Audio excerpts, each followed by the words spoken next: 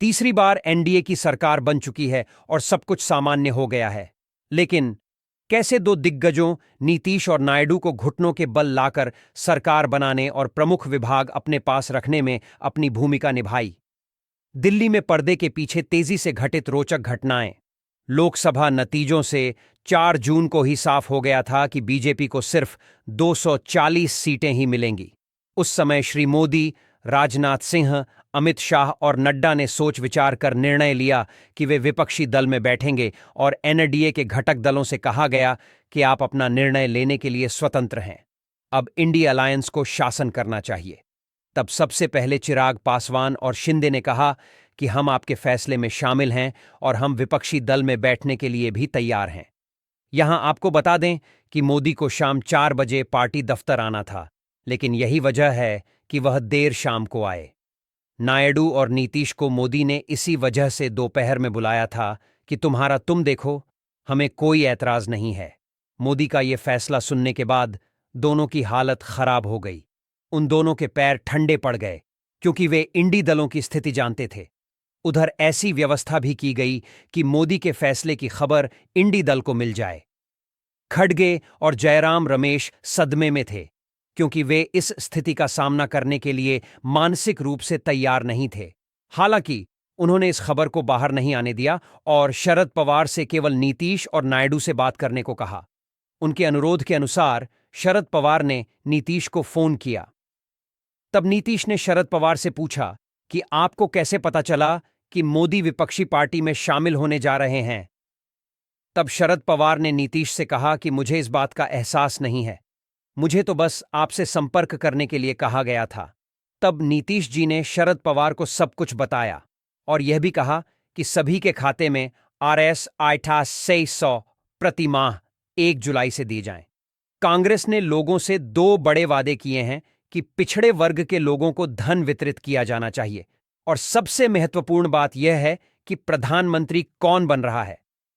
यह सुनकर पवार को एहसास हुआ कि उन्हें अंधेरे में रखा जा रहा है और उनका दिमाग खराब हो गया। तो उन्होंने सबसे पहले अखिलेश यादव को फोन किया और कहा कि भाई, ऐसा कुछ हो गया है और कांग्रेस उन्हें अंधेरे में रखकर कुछ कर रही है। उसके बाद पवार ने खड़गे को फोन किया और उनसे पूछा कि आपने मुझे क्यों नहीं बताया कि बीजेपी विपक्षी पार्टी में शामिल होने की तैयारी कर चुकी है? तब खड़गे ने पवार से कहा कि हमने आपको नहीं बताया क्योंकि बहुत सारी खबरें थीं। इसी बीच अखिलेश यादव ने भी खड़गे को बुलाया और कहा कि मुझे पूछे बिना कुछ नहीं करना, नहीं तो मैं अकेला बैठ जाऊंगा। इंडी दल के लिए सबसे बड़ी समस्या यह थी कि प्रति व्यक्ति RS 800 प्रति माह कैसे दिया जाए और इसे पिछड़े वर्गों में कैसे वितरित किया जाए, क्योंकि कांग्रेस ने एक बड़ी राशि देने का वादा किया था। पर्दे के पीछे जबरदस्त बगावत शुरू हो चुकी थी। नायडू और नीतीश कुमार को भी उम्मीद नहीं थी कि मोदी शाह ऐसा फैसला लेंगे। जाने क्या फैसला था नीतीश और नायडू का? नीतीश कुमार और चंद्रबाबू नायडू ने बीजेपी के वरिष्ठ नेताओं से फोन पर संपर्क किया और उन्हें आश्वासन दिया कि हम बीजेपी के साथ रहना चाहते हैं और मोदी को तुरंत सरकार बनानी चाहिए, क्योंकि बीजेपी की ताकत 240 थी। चिराग पासवान और शिंदे मिलकर अन्य छोटे सहयोगियों के साथ कुल मिलाकर 264 की ताकत थी। हम इतने मजबूत विपक्ष के सामने इंडी गठबंधन के साथ नहीं जाएंगे। सबसे महत्वपूर्ण बात यह तय थी कि मोदी और शाह विपक्ष में बैठकर कोई भजन तो नहीं करने वाले थे। इधर मोदी और शाह को जयंत चौधरी के जरिए इंडी गठबंधन में चल रही असमंजस की जानकारी थी। उधर उत्तर प्रदेश और कर्नाटक में बीजेपी ने मुस्लिम समुदाय के बीच यह हवा छोड़ दी कि कांग्रेस की सरकार आ गई है और सभी को बैंक में 2800 रुपये मिलेंगे। इसके चलते बेंगलुरु और लखनऊ में मुस्लिम महिलाओं की कतारें लग गईं।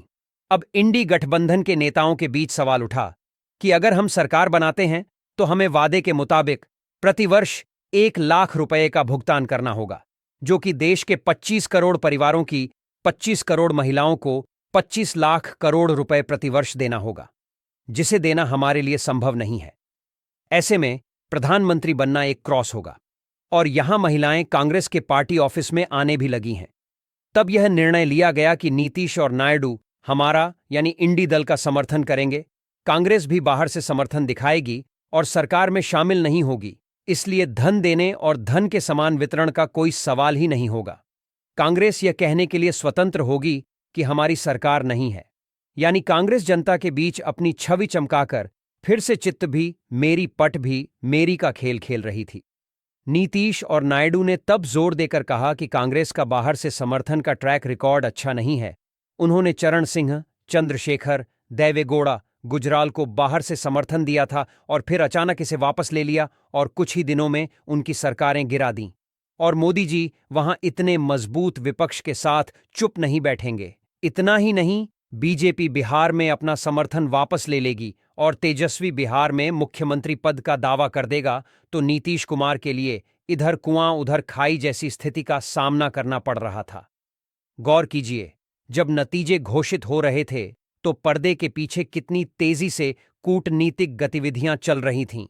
इसलिए नीतीश कुमार और नायडू ठंडे पड़ गए और उन्होंने मोदी और शाह से आग्रहपूर्वक अपील की और आश्वासन दिया कि आप सरकार बनाएं और हम आपके साथ ही रहेंगे, कहीं इधर उधर नहीं जाएंगे।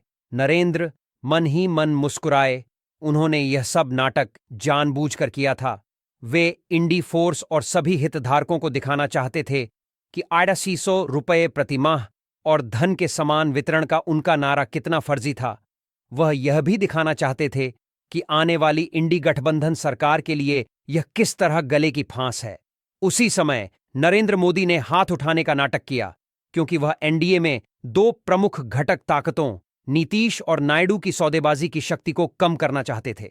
महज 2 घंटे में नीतीश और नायडू के होश ठिकाने लगाने का पहला काम सफल हुआ, तो अमित शाह ने दूसरा बम यह फोड़ा कि सीसीएस यानी कैबिनेट कमेटी ऑन सिक्योरिटी पूरी तरह से बीजेपी की होगी, यानी गृह, वित्त, रक्षा और विदेश मामले हमारे पास रहेंगे। दोनों दिग्गज बिना दलील किए तुरंत राजी हो गए। इसके बाद शाम 7 बजे नरेंद्र मोदी बीजेपी दफ्तर आए और ऐलान किया कि हम सरकार बनाएंगे और हम अपना कार्यक्रम करेंगे। आपको याद है मोदी का भाषण कितना आत्मविश्वास से भरा था।